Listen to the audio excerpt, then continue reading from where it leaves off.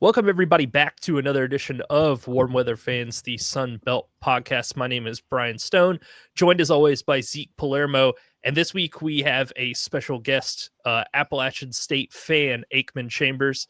Aikman, you joined us for the preseason preview. It's been a little while since we caught up. How's it going, man? It's going good, guys. I appreciate you having me back on the show. Always love listening each and every week, keeping up with the Sun Belt as always. For a long time, it's been our favorite Group of Five conference for obvious reasons with our team ties and connections. Even though maybe overall a down year for the conference as a whole from maybe what we expected in the preseason, but still each and every week you get good games like I know we're going to get into. We had some great games this week in the Sun Belt as a whole, especially my App State Mountaineers were involved in one of those, and I know we'll get to that, but it's still always a good time when we can get together and talk Sun Belt football. Absolutely. Zeke, what's up with you, man? Not a whole lot. Thanks for joining us, Aikman. Before we really get into the games, though, something that we haven't talked a lot on the show about is the passing of former App coach Shawn Clark. And we just wanted to ask your thoughts, if you care to eulogize him in any way. I know this is a guy that you worked with for some time covering the team, so we'd love to hear your thoughts and perspectives on him.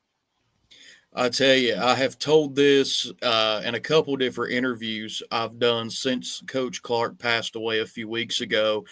And the one way I know to kind of summarize him in a way, I guess, is if you look up the term mountaineer in the dictionary, you're going to get the picture of Shawn Clark next to the definition. He is the definition of what it means to be an App State Mountaineer, regardless of how last year went and the way it ended. He is still the ultimate guy you think of because he bled black and gold. Literally, he loved Appalachian State University. He loved his players, was still connected to the area, even though he was in Orlando this year. It's really rocked the community from the mountain, even trickled down the mountain as well. Like he was just a well-respected person.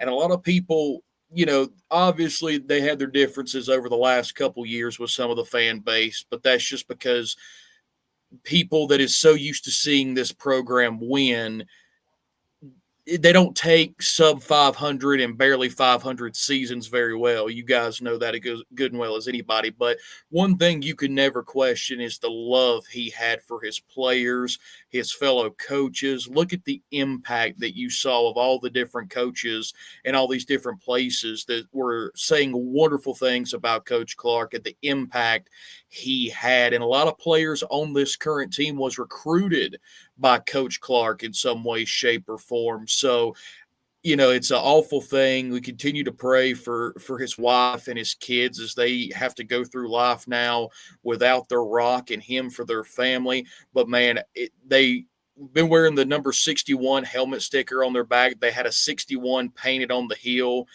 yesterday up next to the big A hedges, and I think that'll stay there.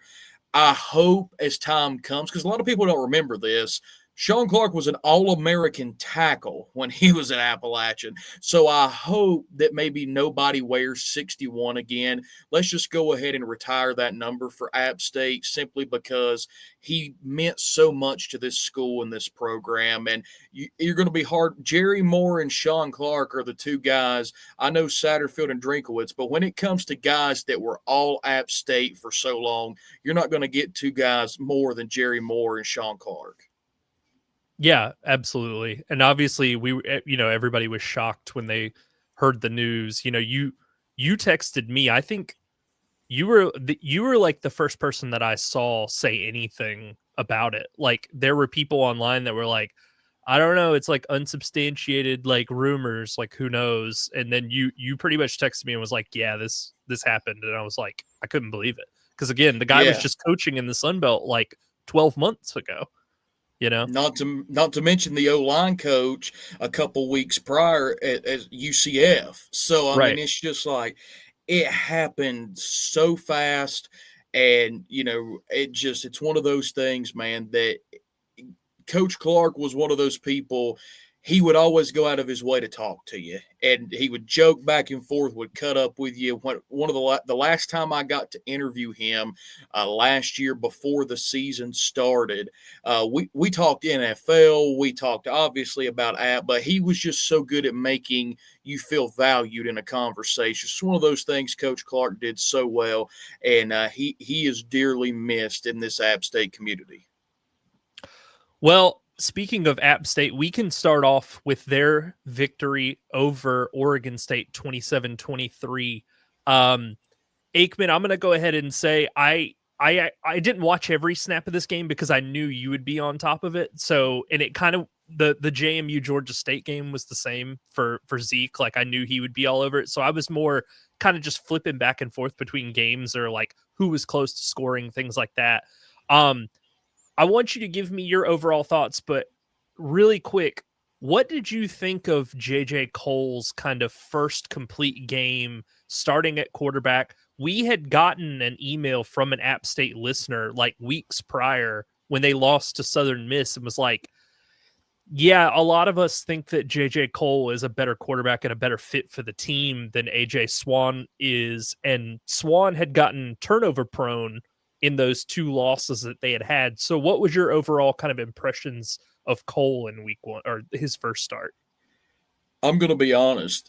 I share that sentiment of a lot of the App State fan base because honestly, I was on the JJ Cole train in preseason camp. I was hoping this is going to be the kid that got the nod. Everything I heard dating back to the spring was that AJ Swan kind of got dropped into that number one slot.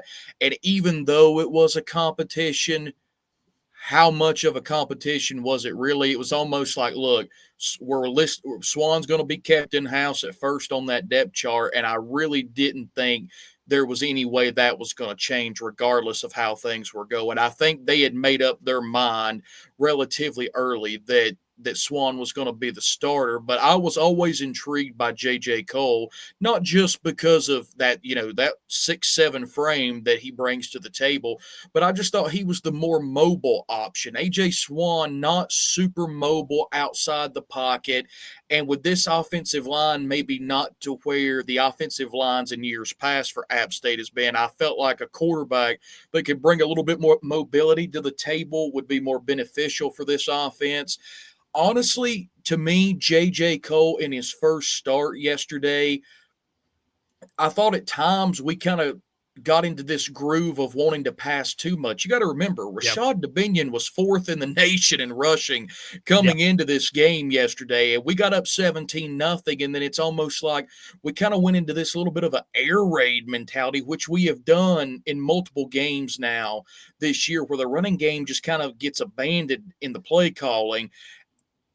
If Cole would have threw about 10 less passes and finished 13 of 18, 13 of 19 for that 218 yards and a touchdown, I still think he had a great game. He did nothing yesterday that tells me he won't walk into Atlanta Saturday as QB1 when App plays Georgia State. And I think Cole's just going to get better. I really like the potential this kid has. I'm not saying this a Ryan Berger, Joey Aguilar situation all over again where a guy gets hurt and banged up, the backup comes in and just never looks back. You can't say something like that yet. It could have the potential depending on how this offense goes. But with guys like Rashad Dubinion, ride the running game, man. I mean, this dude, I know he had the crucial fumble late that they gave up the safety yesterday, but outside of that, this guy's a stud. And, I remember when we talked preseason, I said, watch out for Davion Dozier, who's barely played these first couple games. The Arkansas transfer receiver exploded yesterday. Only on 4 catches, 140 yards and a touchdown. I mean, that was Randy Moss Thanksgiving-esque back in the 90s when he did kind of the same stat line. So I really like what J.J. Cole brings to the table, and I think as long as he keeps the turnovers down, listen, there was nowhere to go but up. The last few box scores for Swan, you pretty much didn't even want to look at it. It was just burn them and go on. And then to say nothing of the Billy Wiles, Noah Gillen snaps that were taken. So I have a comparison, and I don't know. I may be showing my age a little bit. JJ Cole reminds me a lot of Ryan Mallett when he was at Arkansas. Like, very tall, got some mobility to him, always seems to like fall forward when he like runs the football. It never felt like there was a one where he got hit and then driven backwards. It was always like he'd get hit and just kind of like land on top of the guy and get a couple extra yards. Aikman, tell me so I had two big takeaways from this game. Tell me if you kind of felt the same way. Number one, obviously, I think the goal line stand at the end there, sealed it for App because, what wasn't it? Wasn't it that Oregon State scored and then there was a flag or something like that? Like I was kind of back and forth between that and another game that was happening at the same time. Everything near the end of that game for Oregon State, what I ended up finding out in the process of watching or keep working the game and keeping up with all of it and everything else was the fact that on the 1 yard line for the 3 plays in a row that Oregon State had there late in the game, they didn't put Malik Murphy under center because he had a left-hand injury from the game against Houston the week before. So automatically you're keeping him in the shotgun, which from high school to NFL, nothing infuriates me more as a football fan than to be on the 1 yard line and see teams in the shotgun. It absolutely drives me insane every time I see it. And they were unable to put Murphy under center, being a right-hand quarterback, that left hand being the base when you take that snap under center. So that played into App's favor. And I give the defense credit yesterday because they bowed their backs. The game, it was one of those things where you thought, well, the defense has just got to pin their ears back and not get beat once they got up 17-0. Then things kind of started to spiral a little bit out of control. Oregon State was back in this game. It's kind of been, this has been the theme of the season so far. The defense was great week 1 against Charlotte. Yes, that was Charlotte. The defense had its moments against Lindenwood. They ended up saving us the game because the offense was so bad in the Lindenwood game after the first quarter and a half. The offense just went dormant. And then, Southern Miss was what it was. Boise State was what it was. It was bad on both sides of the football for those two.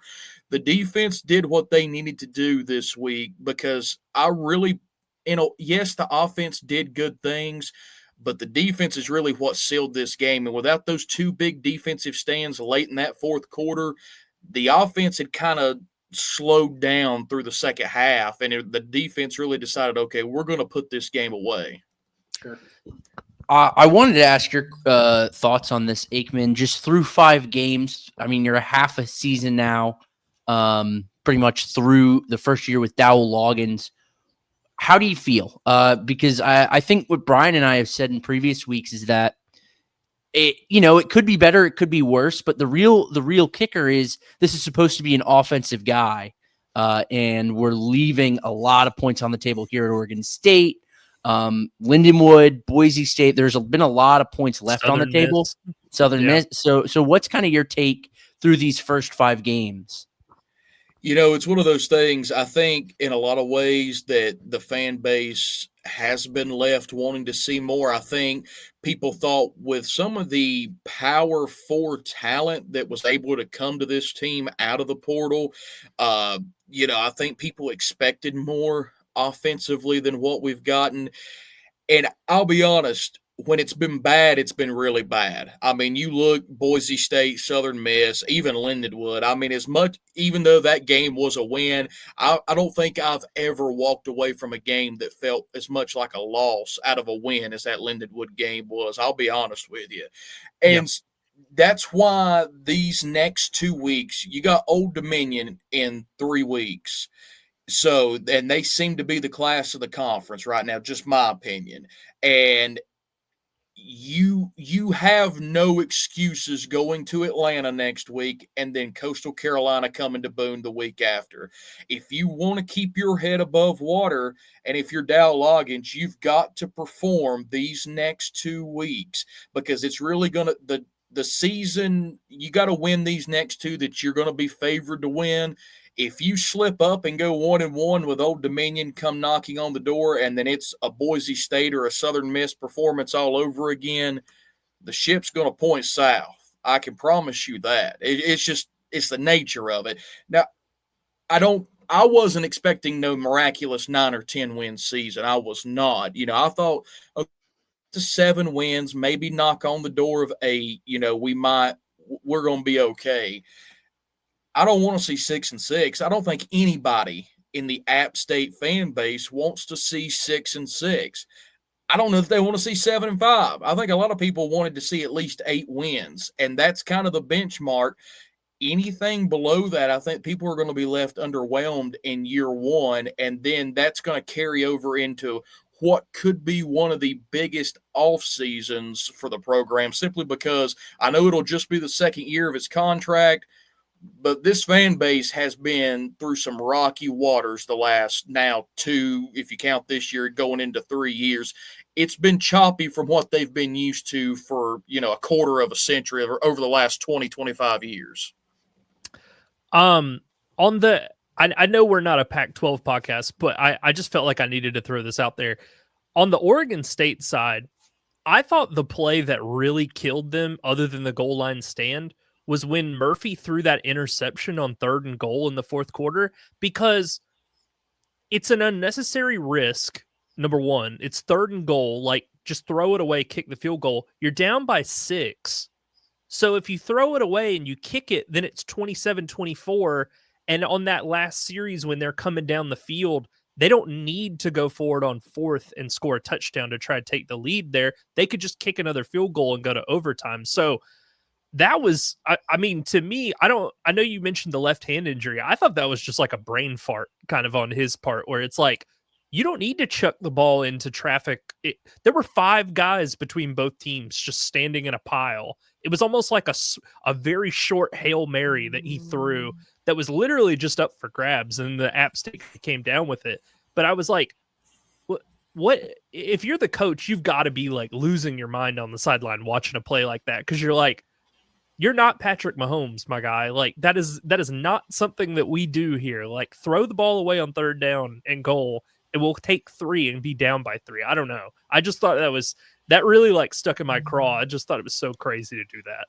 And think about this, he throws that. I believe he was even falling maybe off of his back foot when he launched that thing to the end zone before Colton Ferris, after it kind of deflected around between 2 or 3 different sets of hands before Colton Ferris came down with the interception. You got to remember, that next drive, Appalachian fumbles. J.J. Cole falls on the ball in the end zone for the safety that makes it a 27-23 game. If you just throw that football away and kick the field goal, it's then 27-26, and that changes everything on that last drive where Oregon State got the ball back after the free kick, simply because – then you don't have to be in touchdown or nothing mode where they were down 4.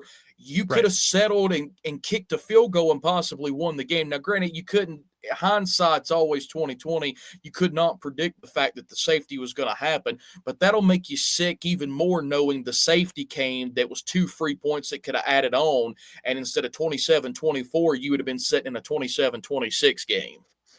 Yeah. It was a wild game. It was a good win for App. They welcome in that Pac-12 conference right now. That's only 2 teams as of today, but they're adding. Let's put that around. Yeah, it's more like a gathering of friends more than it is like a conference. Like, the conference title game would be about the saddest thing you've ever seen if they did put it on. But yeah, good win for App, like we said. All right, so let's get into this next one here. Northwestern beats the living daylights out of UL Monroe. And I guess stupidly last week intimated that maybe UL Monroe had a shot in this game of making it something. But I will say my interest got the better of me when they walked down on the first series and scored a touchdown. And I was like, all right, well, if this is the kind of energy we're bringing to this game, like maybe I was onto something. Nope, I wasn't. Preston Stone for Northwestern throws for 262 and 3 scores. Zeke, I looked this up. Aikman, we've been breaking in using PFF grades on our podcast for, just kind of like trying to figure out like what we might be missing, things like that inside the game. You'll never believe it. Aiden Armenta finished this week with the third highest passing grade in the conference at 76.2, but his ADOT was like 5 yards. So he basically doesn't throw the ball he will not throw the ball past 5 yards essentially, and it puts like a hard cap on this offense. You're muted. Splendid. We talked about this last week. The key to beating this UL Monroe team is kind of similar to what we saw from those really good Troy teams a couple years ago, where if you can force the quarterback, who is a manageable, good enough, can win you games quarterback, if you can force him to make plays, if you force him to pass the ball downfield, and you do that either by blowing up the short game, the quick game, or by blowing up the run, of which Northwestern did both in this game, you put yourself in such a good position to win, because UL Monroe with Aiden Armenta, and then they rotated in Hunter Herring and Landon Graves for brief periods in this game as well. Just does not have a guy that is capable of really pushing the ball downfield, making those big time throws, putting on the cape in those important moments. So when your offense or your run game is limited to 2.9 yards per carry, you have to, you're behind the chains, you're off schedule, and you're asking Aiden Armenta to go downfield. If you look at his passing, like his heat map, most of those, he went 10 for 19 rather. Most of those interceptions came well beyond the chains, right? And when you force him to make those plays, we've seen that he can't do it. This is the offensive issue. There's also this defensive issue where UL Monroe coming in actually had a pretty good defense, especially on the ground, but could not stop a nosebleed against Northwestern. And this is one of those scenarios where we have to rely on PFF and have to rely on people who pay more attention to ULM on a week-to-week basis, because I don't know what changed, because ULM has had a good defense in recent weeks. This is a ULM team that coming into this week was among the best run defenses in the conference. I believe it was the best by yardage, but consider that they've had early bye weeks. So there's this offensive half, and then there's this defensive half, and they didn't come together. And I don't know. We've been high on ULM. We've thought that they've exceeded our expectations to some degree. This was not going to be the team that represented the West, but this is a team that was better than we thought. Could make a bowl game. This was a bowl game type team. But I mean, I think a lot of their weaknesses got exposed in that when they get behind, they can't catch up. And for whatever reason, this defense is very exploitable. They just, like you said, they were off schedule, but again, with Armenta, and I haven't checked this week, so I don't know how it's been updated since, but heading into this week, they had the lowest graded set of receiving weapons on PFF. And it's not particularly close. I looked, there's like a pretty big gap between them and the next lowest team, which I think is like Coastal Carolina. But yeah, I'm just, you can't win playing like this. And I think they just got thoroughly outclassed by a team that's in a P5 conference, albeit they're the doormat of the Big Ten. But there is like a real competition level difference of all right, we got to go play Illinois and Southern Cal and Ohio State and Oregon every week, and we're going to play ULM. Sweet. Is essentially, I think, what Northwestern kind of thought going into this one. Aikman, I don't know if you have any thoughts on this one. If you do, you could share them, and if not, we could just move to the next game. I'll just say, after last week, because ULM, I kind of thought last week after the win over Arkansas State, I was like, okay, maybe they're finally starting to find something here, and it could be a big step forward for the program. By no means did I expect them to go in and beat Northwestern. I was just hoping the game would be competitive, at least maybe for a half for ULM, to build off that Arkansas State game. But it's really like Zeke said, because I agree with him 100%. This team has to play with a lead. If they get down, I don't think there's enough firepower here for them to catch up, much less you get them 2 scores down. And keep in mind, this Northwestern team lost to Tulane in week 1 by 20 points. So even there's like another level here that's even missing. It's like you guys ULM's not even really on that Tulane level, much less, a Big Ten school. So yeah, I mean, until they figure out somebody else with the quarterback spot, get some more receiving options in there, like, they're just going to continue to have like this concrete ceiling that they just bounce off of, and they can't do anything with it. All right. So Zeke, let's transition to your game here. JMU, Georgia State. I watched a lot of the first half of this one. JMU was extremely sloppy, I thought. I think what Barnett finished was 74 yards passing for the game. I mean, he was missing guys left and right. They had like 90 yards in penalties in the first half. It was just Aikman, what you said about the Lindenwood game is probably how James Madison feels today about the Georgia State game. That was as close to a loss as a win could be, I felt like. Yeah, I mean, so a couple nuggets from this game. This is, first of all, the first time a Del McGee coached Georgia State team has allowed less than 20 points. This is also one of the fewest points scored by a JMU team under Bob Chesney. And we're still looking at a 14-7 loss. It was frustrating to see throughout the first parts of the season. The Georgia State experience was looking at the defense, which was the worst in the country, and saying, you're not even giving us a chance, right?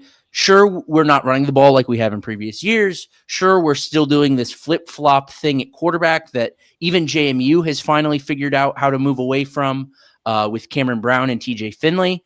But defense, you're not even giving us a chance. And when you have this opportunity, you hold James Madison, which, as Aikman said, we're all in agreement is the premier team in the conference this season, to 14 points. That is the game that you have to win. And Georgia State's inability to do so raises like these real concerns about Del McGee. He had a quote, just overall bad coaching, talking about subbing too late in the play clock or not getting in play calls quick enough. Or how about being the most penalized team in the FBS this year? 15 penalties for 114 yards this year. This is from Brady Weiler on 247. 7 of those were false starts or pre-snap. 6 of those 15 penalties in the fourth quarter. 4 of those 15 penalties on the final drive of the game. These are like the really easy things that before we start addressing a relative lack of talent outside of Ted Hurst and a couple guys on the defense, you have to identify these things as real coaching issues. How about James Madison converting not 1 but 2 fake punts that were the exact same play? Exact same play. One of them came within their own territory. And so it's just so frustrating to see this. Again, this is a Georgia State team whose realistic ceiling was a bowl game, was scraping into a bowl game, and, maybe hoping that you can beat a team out on your academic like GPA. That's realistically what the ceiling was for this team coming into the year. But this is a huge, huge letdown to see the defense finally show up for this team, and the offense again, Ted Hurst is the superstar of this team on either side of the ball. And late in the game, you throw him like a tunnel screen, a short pass on third down late in the game. You need a big play from him, and he runs right into his offensive lineman. Same situation late in the game, third down. You need a big play. You throw a ball up to him, and it looks like it's going to be good. He's going to get under it. Excuse me. But TJ Finley can't even get it to him. It's well underthrown by 5 yards or so. And so it is just such a major letdown that this could have been your Vanderbilt win of this season, where you get to say, hey, there are some good things. There are some positives about this team that we can take away. but I'm just incredibly deflated as a fan, and I can't imagine that anyone in Atlanta is, more optimistic about it than I am after this performance. So, Aikman, on the JMU side, they obviously continue to run the ball, at will, seemingly. Their defense coming into this week was, by total yardage, the third best in all of the FBS. I mean, this is kind of what happens, right? So Barnett has these games where he is just not there. I don't know what happens to him. I don't know if he stays up too late the night before or eats some bad fish or like what his deal is, but he has games like this. Like last year they played Georgia Southern and he did this exact same thing, but obviously the Eagles were good enough to take advantage of it and they win at home last year. This year, he luckily for him, he does it in a game against the Panthers and they're not good enough to take advantage of it. But he's missing throws. From a play calling perspective, there was that fourth down where they went for it and they ran Sluka right up the middle and he got stopped dead, which, side note, you got to come up with some more plays for Sluka if he's in the game. You can't run left, right, center, with him and then expect that to be the playbook. It's like, guess what? The other team knows he's running the ball second he checks in because he's lined up at quarterback. You won't let him throw the ball for reasons that kind of remain unclear to me as someone who's watching. I don't know. They got to get better with the play calling when he's in the game because it just feels like they're so talented, versus a lot of other teams in the conference. I think Old Dominion's the only other one that really even kind of holds a candle. But Zeke, we talked about leaving meat on the bone with Old Dominion last week. It's like them and James Madison swapped bodies in Freaky Friday this week. Like it was JMU not taking advantage of opportunities. Old Dominion's crushing. We'll get to the Coastal game on the other side. And ironically, we got an email from a listener who asked us to talk more JMU. Well, it's like the monkey's paw curled and was like, okay, they'll talk more about JMU barely beating a really bad Georgia State team and go into all the mistakes they made. So I don't know, man. We had a comment on our video last week that was like, pump the brakes on giving JMU the East. Like Bob Chesney's going to do some dumb stuff that's going to take you aback. And I was like, no, there's no way. I saw it on Saturday. So I don't know. I think they can iron it out definitely, but this was ugly. Aikman, do you have anything on this? Yeah, I was keeping up with this game yesterday, and it was one of those things. I was like, you're not going to have I don't know that you're going to get a better chance to beat JMU if you're a team like Georgia State in the Sun Belt. You had the chance yesterday to do it, and the Old Dominion people are going to be sitting there like, oh, you had the perfect chance to give us some breathing room in the East. And then it's just like they still find a way to pull it out. So credit them there. But it's like, with Barnett, you said it perfectly, Brian. It's like, you don't know what version of this guy you're going to get on any given Saturday or Thursday night when they play. And if they just happen to be playing your team, you hope you get the version you got yesterday because, if he plays like this against an Old Dominion team in a couple weeks when they play each other, 14-7 is it's not even going to be in the ballpark if some things aren't done differently. So JMU, maybe they kind of got it out of their system yesterday. Maybe this is their one. Count their lucky stars just like the Lindenwood game with App and go on and, take your win and prepare for next week. But, yeah, it was a less than stellar performance for the Dukes.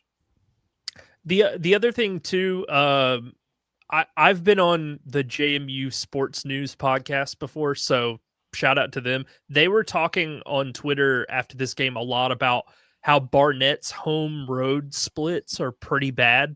Like if you sit down and watch him play on the road, he's markedly worse. And I thought about it and I was thinking through the games that I remember off the top of my head. Like this game was on the road. Last year when they played Georgia Southern on the road, the Louisville game earlier this year, he was not great in, and they kept doing the quarterback switching. That was a road game. So it's like, that's something I'm definitely going to keep an eye on, because it feels like the rest of the team is there. It's not like one of those where it's like the whole team doesn't show up. It's literally like he doesn't get off the plane. And so it's going to be something that we watch from here on, because, you know, like, I don't know where the ODU JMU game is, but if it's on the road, because that might be a real problem for the Dukes, and that's the hurdle to them getting to the Sun Belt title game is beating Old Dominion. All right, next game here, Arkansas State, Texas State. I watched a lot of this game, especially the second half. The first half was boring me to tears. I'm sorry, guys. Like, it was a bunch of short passes. It was Arkansas State not being able to run the football. Jalen Rayner was the leading rusher for Arkansas State in this game. They can't run the ball with Clay and Spencer and all these guys. Jaquez Cross is out for the year, so that's out the window. This game was nuts. There was 20 points scored in the final 1 minute and 20 seconds of the game, including a touchdown that Rayner tosses. Then Texas State has a quarterback draw, goes 73 yards on the first play after the kickoff. They score, and then with a minute left, Rayner walks down the field in like 5 plays with 2 timeouts. They don't use a single timeout. They walk all the way back down the field, and then he cashes in with 7 seconds to go, and that was the ball game. Jalen Rayner was locked in this game. They showed like the stats. His first half, he was like 6 of 12. Again, game was boring in the first half. I kept flipping to other stuff. I was like, let me see what else is going on. The second half, they put the stats up. He was like 16 of 18 passing in the second half. Like, he was locked all the way in. In the fourth quarter alone, he went 16 for 16 for 147 and took 5 carries for 40 yards. I mean, he really put on the cape. It's nuts. That was one of the best drives, best individual drives, or best individually led drives from a quarterback that we've seen, really, that I've seen in football in a long time. Yeah. I mean, that drive alone, but that fourth quarter as a whole, he really stepped up. But Arkansas State is going to continue to get in these tight games. And I believe, Brian and you and I have both said that we think they're going to continue to kind of lose these types of games until someone else steps up in the run game without Jaquez Cross. Because Kenyon Clay ain't doing it. He had a good game a couple weeks ago, but I think that one good game really came through the air for him. It was as like a scat back type thing instead of really running the ball. Texas State, same thing. It's like Brad Jackson was really good in this. Where's the rest of the team, the rest of the 3 quarters? Where's the defense late in the game? We know neither of these teams really have much of a defense to speak of. That's kind of the DNA of both of these squads. But this is kind of, I mean, we've seen this with GJ Kinney, right? That at some point he's going to GJ Kinney a game. And this was it. This was it. Yeah. Aikman, I was on ESPN earlier looking at this game because I was like making notes of like individual drives and stuff. The win probability chart looks like a roller coaster that wouldn't get approved by OSHA. Like, it's literally like a line that goes straight up for Arkansas State, and then it goes all the way down, and then it goes all the way back up again.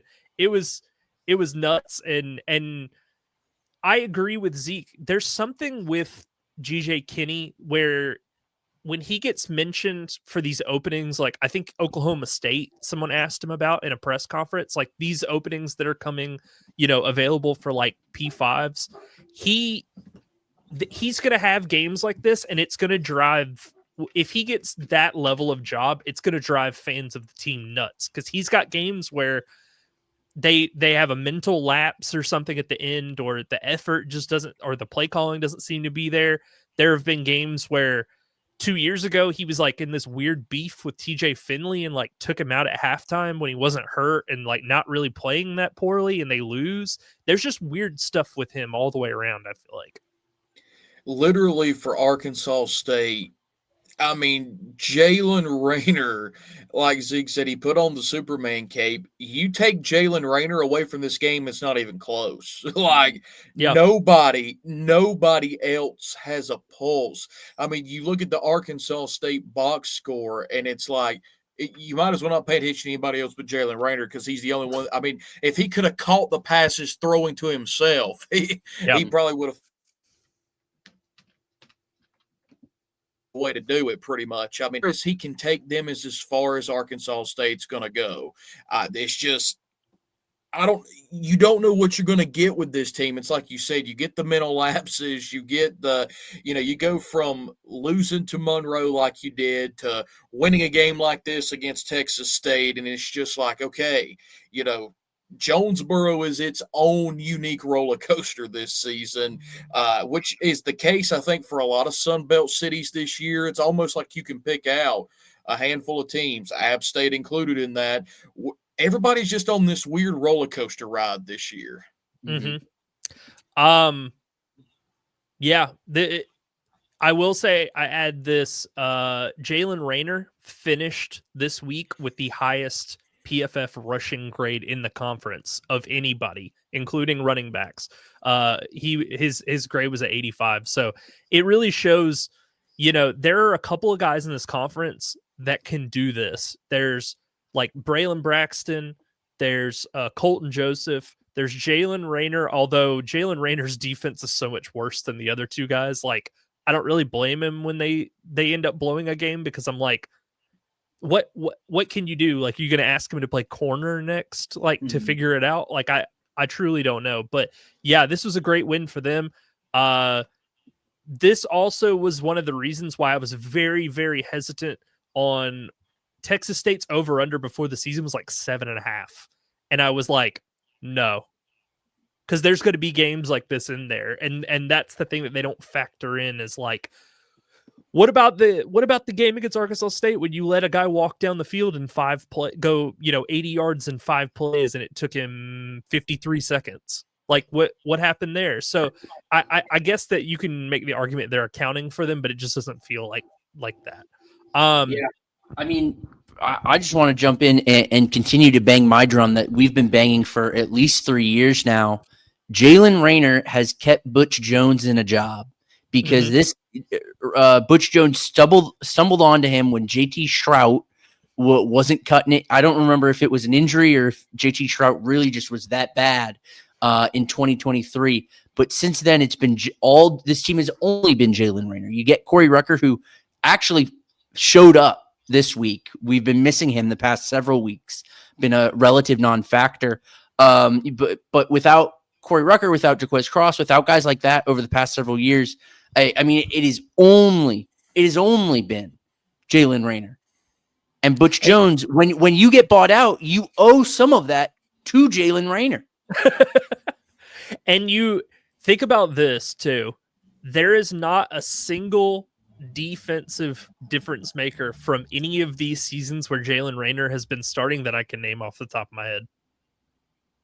Not a single one. Like it was crazy in the preseason. We were like, we did the offense section and then we got to the defense. It was like, you got one guy here who had 4.5 sacks last year. And that's basically the preview. It's like, they're going to allow a ton of points. They're going to allow a ton of yards. Like what can you add to that? Like it felt like it was the only team that Phil Steele in his magazine was like, I don't like this defense. And it's like, you never hear him say anything negative. And he's like, I don't like this defense at all.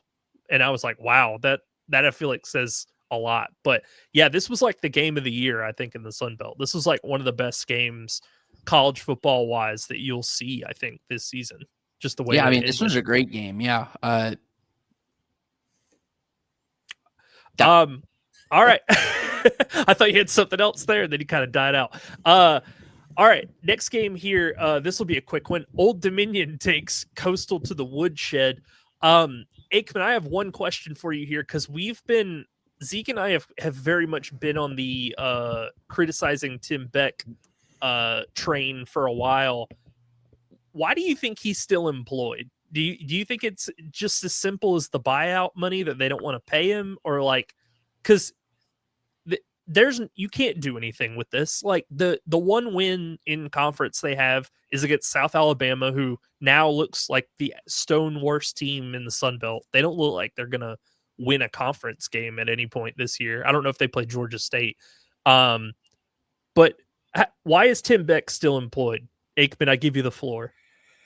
Honestly, I guess it has to be the buyout because it feels like they've been sitting soured on this guy forever now, from the start almost. It's what it feels like to me. I mean, NC State fans soured on him by the time his tenure was over. I've got a really good friend of mine who is a diehard Wolfpack fan, very ingrained in that program, and they couldn't wait for him to be gone. They were glad he was gone when he got the Coastal Carolina job. And you just watch the fall off of what Coastal Carolina was just a few short years ago to where they're at now, and it's mind-boggling. I don't know. Maybe there's blackmail that we don't know about somewhere, and it's keeping him employed in Conway. I don't know, but they've got to do something because this tenure has not been anything remotely close to what they had hoped or thought it would be. No. I looked into my my browsing history here, Brian, and that's a place I seldom go. It's a dark place. But I searched Tim Beck buyout, and I've noticed a pattern that about every 7 days at about this time every week, I've Googled Tim Beck buyout because we've talked about it pretty consistently through the first 6 weeks of this season. Yeah. What can you say? Like he hasn't identified a quarterback. The only time that he had success was when he had Grayson McCall for 6 or 7 games in his first season. They looked okay with Vasco, and then we saw last year that wasn't sustainable and wasn't going to be able to be replicated. There was that whole thing. There was this like PR push before the season where I read this online and I was like, okay, yeah, this is just like Sunbelt Media Day fluff. And then Phil Steele came on and was like, they're simplifying the offense. And I'm like, it wasn't that complicated to me to start with. You're not running Andy Reid's playbook. Like it's strict spread. Like what is there to be confused about? Again, to use a previous coach's example, it's not Jamie Chadwell where you've got all these motions and there's option concepts dropped in. It should be straightforward. They just run spread. They run inside zone from the shotgun. Like, what is there to be confused about? I was just like, what? Something actually, before we do leave here, though, we have to give. I think I'm finally ready to say it. Old Dominion, we were wrong. We've seen Traquan Jones show up for the past several weeks. We're seeing guys around Colton Joseph finally start to perform. And I was wrong. And we got clowned for it in the preseason when we said that there was nothing around him. And we were wrong because there are weapons. Naeem Abdul-Rahim Gladding has been really good this year. Trey Brown has been really good in the receiving core. Ja'Cory Thomas has been really good. There are weapons that we did not identify. I've been really, really hesitant to give Old Dominion the hey, I'm sorry, because they've left meat on the bone. We talked about this last week. There were points that I needed to see still out of this team before we were ready to say that it's not just heliocentric around Colton Joseph like we see at Arkansas State. This really secured it for me, and I feel comfortable for the first time saying Old Dominion has a complete offense that is, they greatly benefit from Colton Joseph, but that is no longer, I say that no longer as a demeaning statement that, well, you have Colton Joseph. Well, now it's like the old Chiefs, right? Well, you've got Kareem Hunt and you've got Tyreek Hill and you have Travis Kelce. Oh, and by the way, you also have Patrick Mahomes. Yeah. Just 2 last things before we move on from this game. Colton Joseph finished with the best passing grade per PFF in the conference with 83.1. Tad Hudson finished dead last this week with anybody that had more than 10 attempts, 47.6. we had gotten some of this Ted Hudson like steam heading into the bowl game last year because it felt like everybody was ready to be done for Coastal, was ready to be done with the Vasco, Noah Kim, whoever else. And everybody was like, it's going to be Hudson. It's going to be Hudson for the bowl game. We can't wait. He turned in an awful bowl game, and Zeke and I were kind of laughing on that episode. He's not been good this year at all. Like, he had one respectable game against South Alabama where they won. Other than that, he's been a liability for them. So this is just like a whole team that is just not ready for this level of competition with Tim Beck. Like Zeke said, every Sunday at 8:00, he's logging into his browser and typing Tim Beck buyout and trying to figure out when he's going to get canned. I mean, it's just a matter of time. But let's transition off of that by saying another guy who might be fireable at this point looks to be Major Applewhite, because I don't know what's going on in Mobile. Like, they need to go figure it out, because it's Bishop Davenport is obviously not Gio Lopez. He's not going to be Gio Lopez from years past. He's not even, I mean, he threw for 104 yards in a game that had 61 combined points and went to overtime. He barely broke 100 yards passing. I don't know. This is a little tidbit nugget. Troy had 4 sacks from 4 different players. That's not the nugget. The nugget is South Alabama guard Amori Wiggins had the lowest blocking grade of anybody in the Sun Belt this week that took more than 20 snaps. His grade was a 34 out of 100. The crazy thing too is he's kind of the only weak link when you look at that on PFF. It's like a bunch of guys in the 60s and 70s, and then he's way down here. So I don't think he's the one that's making the difference, but Troy keeps leaning on Tay Meadows in these big spots. He scores 2 game-winning touchdowns in the last 2 games that they've won. Maybe they're figuring some stuff out. Gilcrease looks better. Do you know this is the first time under Gerard Parker that Troy has had an overall above 500 record? I believe that. This is what, year 2? I guess it is only year 2, but at 3-2, savor it while you can. Tucker Gilcrease, hats off, because this is his revenge game. I don't know if you remember last year's battle for the belt, but that was the game that he got benched for Matthew Caldwell. Oh, yeah. And so he comes out, mind you, doesn't light the world on fire, 13 for 21 with 203, 2 touchdowns and interception, but does run 19 times for 102 yards. Congratulations, Tucker Gilcrease. You're finally consistently, I guess he was consistently the quarterback for most of last year before they got the pull to Caldwell. But South Alabama, I found in play calling was way too conservative. I understand that you have Kentrell Bullock, who's really, really good, and you've got Bishop Davenport, who's pretty mobile. But I found that their play calling, again, they're trying to follow that ULM archetype where you lean on your defense and you lean on a good run game to make up for what could be subpar quarterback play. We've seen flashes from Bishop Davenport, but I think at this point we're pretty, his cap is 17 completions, 180 yards. That type of a stat line is kind of his ceiling on a week-to-week basis. But the defense is not nearly good enough, and the run game is not nearly good enough. Again, Kentrell Bullock is exceptional. But his longest rush in this game was 9 yards. Now, I know I play the game of take away his longest rush and then look at his yardage numbers. But there is value. You need to have 10-yard rushes. You need to have those 15-yard rushes in order to provide your team an out that when you lose a yard on 1st and 10 and you don't have to look to Bishop Davenport, you can say, all right, Kentrell, go run it for 12 yards now, right? Major Applewhite. Same deal.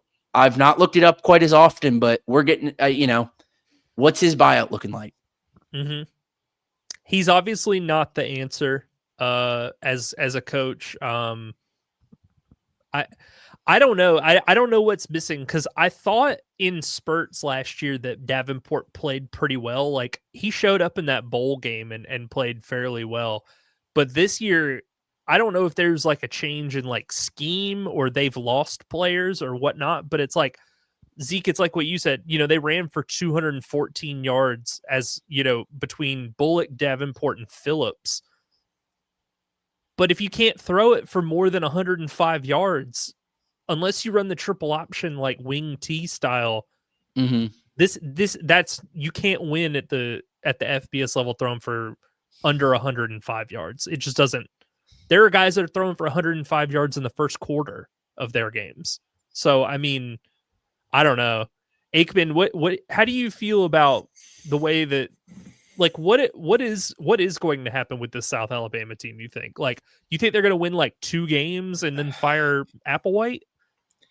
I mean, you look at that schedule of what they've got left. You've got the Arkansas State game coming up, and as long as it's winnable, but you just got to hope that Jalen Raynor's not playing Superman, because if he's in Superman mode, good luck with that. You play Georgia State. To me, the Georgia State game is the marker for South Alabama. If you lose to Georgia State, you might as well go ahead and fire Major Applewhite when you leave Atlanta. Like, let's just get that out of the way. I mean, you lose to Georgia State, then you got to play Louisiana.